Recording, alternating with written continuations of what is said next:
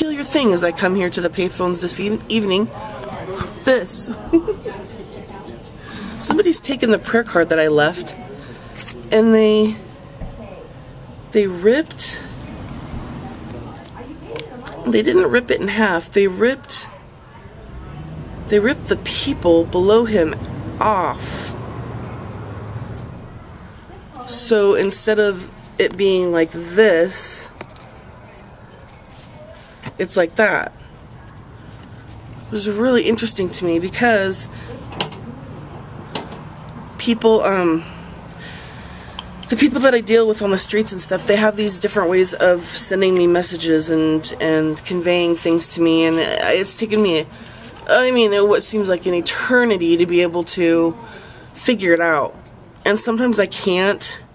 I have to make do with the fact that, there are some things that are in a realm that I'm not reaching or whatever, but for the most part, I notice things like I could notice a little purple ball in freaking hundreds of yards and feet of sand. I could just go to it and pull it out.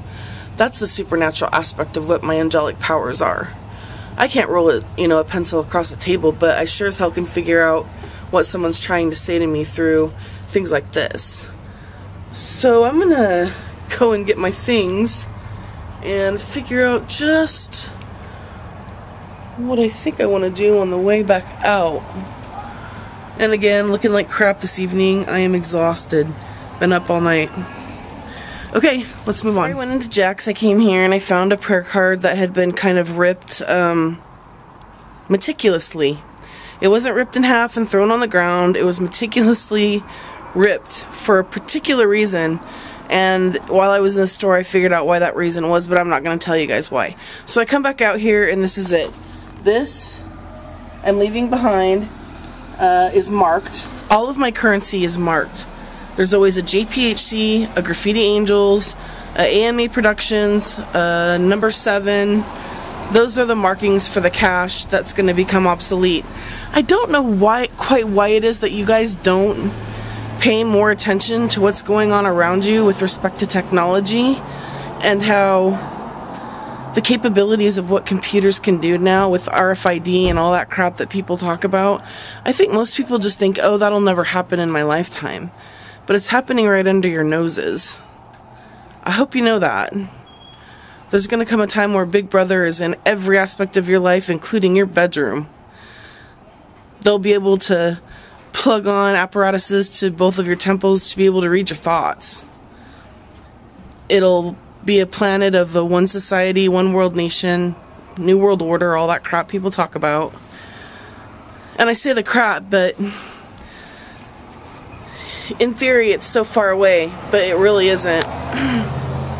And maybe I wouldn't have cared if I wouldn't have had my son. Maybe it wouldn't have mattered to me. But it does now. I am and have been sent here to work with fulfilling the Beatitudes the best that I can. And I've gotten to the point where I just can't do things alone. It's impossible. One person cannot physically change everything. An idea and a concept, once picked up and transported, I don't understand some of these videos that go viral, a cat that's batting around a mouse or whatever, and I have something to say to the globe about what each person is going to go through, and if it reached the worldwide network of people that use technology in first and third world countries. Happy people. Shiny happy people. Anyway, and that's what Satan doesn't want, I mean, Satan's been pining after me for a long time. He loves me. He wants me. And that's what the fight has been. It's been about Jesus and Satan in my life pining after who it is that's going to get the girl. So what I did is, today I made a small tithe to the church that I went to.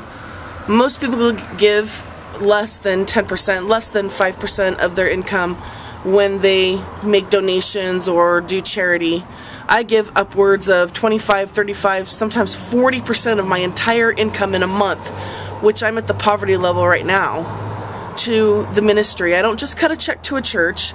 I divvy it up and I dole it out, and I send with, you know, the money, physical items, prayer cloths, anointed things, all that. And today I checked my mailbox, and Trinity Broadcast Network had sent me the present for the love gift for the month of November, which is this beautiful gold necklace with an Israeli cross and the face of Jesus. And I know I'm going to give it away because I'm just supposed to. I don't really hold on to those things, but the sentimentality is that they thought of me enough to send it to me. And I think that is just so amazing that this network that I never thought, and I tried forever to tap into, I never thought I would reach the Crouches. It is very hard to get their attention. And Jesus pulled it off. He told me exactly what to do, exactly what to say, exactly what to send, exactly when to send it. He's rolling the game, dude. And there aren't very many people that... There's a lot of people that proclaim and profess to be on Team God, but they don't act like it.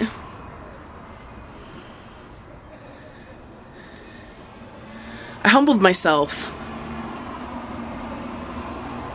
I got sick over you. I got detained over you. I got four-pointed over you. I didn't do all of these because of you. I did all of these things for you, so that you wouldn't have to in this life that you live. Whoever you are that's watching this. Because it's applicable to everyone. So, I'm leaving this here. My peace with you I leave. Somebody can buy a lotto ticket or coffee or something. And here's the keepers. Whoever finds that dollar will probably throw these 2 stones away. Bad idea. You guys have been tested, dude. For 2 years, I've been testing everybody in this community, which is a large demographic of the representation of all of the people. They can be generalized across the board. The only thing that would have changed the outcomes of any of the studies that I did would be the socioeconomic status. That could be a hindering factor. But I'm telling you, I had all the info and the data, and it's gone, but I'll get it again, because you guys are creatures of habit. So anyway, I'm going to bounce off here, go over to Texaco, read my scripture. Thanks for checking in with me and paying attention, and remember, wherever you go, there you are.